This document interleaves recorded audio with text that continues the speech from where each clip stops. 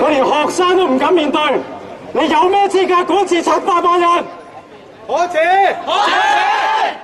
你呢一架黑色嘅車裏面俾全部嘅警察包圍，我哋只係手無寸鐵嘅學生，你憑啲乜嘢管治香港？梁振英，而家我哋要求你立即出嚟同我哋呢班學生同埋唔同團體去對話，作出你哋嘅承諾。呢個你哋政府嘅責任，係你憲政嘅責任。你今日背負中央政府不特止，仲要背負700萬嘅香港人。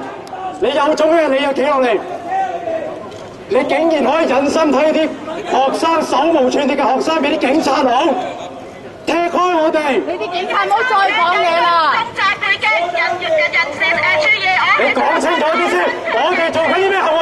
我哋係和平示威，我哋係公民權利。因為你哋參與緊嘅公眾集會，喺呢個參與集會之前係未有按照香港法例、公安條例。私人地方嚟㗎，關你鬼事啊！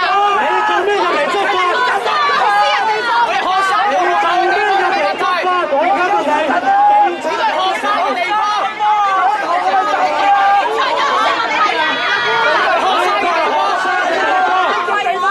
你想同會唔會警告我哋啊？呢個係學生嘅地方。你有冇學生證？你有冇學生證嘅？你出去。冇學生證，我哋警察。我聽我哋出集會啊！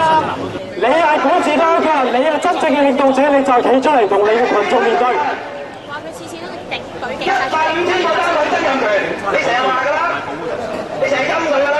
警察係保護市民，唔係保護特首。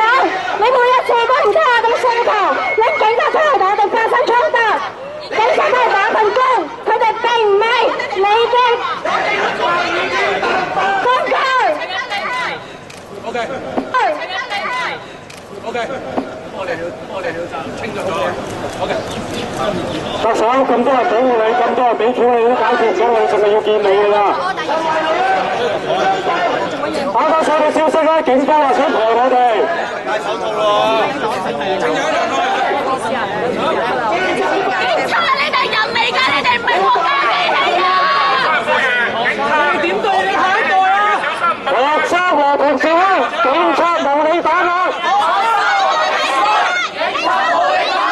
學生和平示威，警察無